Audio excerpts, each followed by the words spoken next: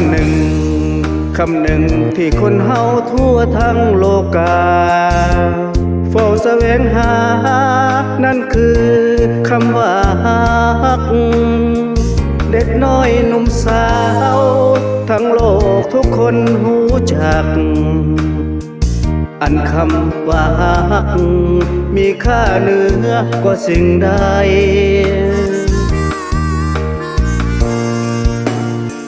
ทั่วท้องทุ่งหญ้าดวงมาลาเบ่งบานงามตาหมู่แมงแสวงหาดุดดื่มเกสรดอกไม้คายดังหนุ่มสาวเดินเล่นจับมือกันไปยิ้มแย้มแจ่มใส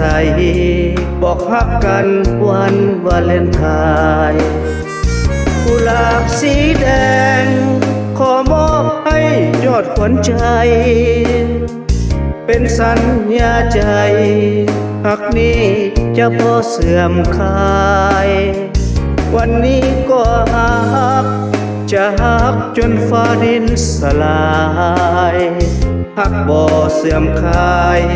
จะฮักเจ้าอย่างนี้ตลอดไป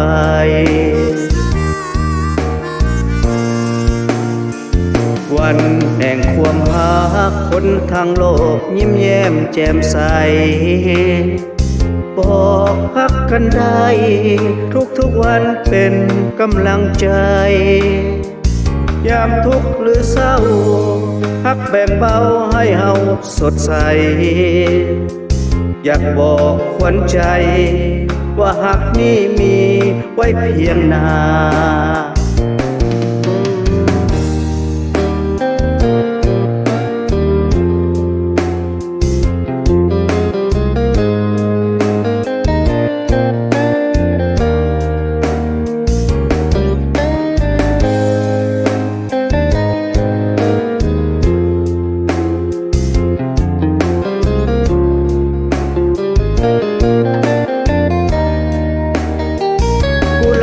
สีแด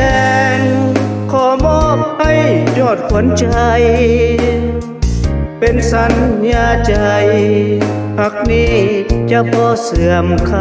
ายวันนี้ก็ฮักจะฮักจนฟ้าดินสลา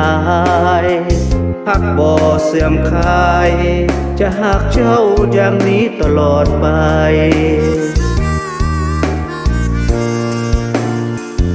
วันแห่งความฮักคนทางโลกยิ้มแย้มแจ่มใสบอกฮักกันได้ทุกวันเป็นกำลังใจยามทุกข์หรือเศร้าฮักแบ่งเบาให้เฮาสดใสอยากบอกขวัญใจว่าฮักนี้มีไว้เพียงหน้า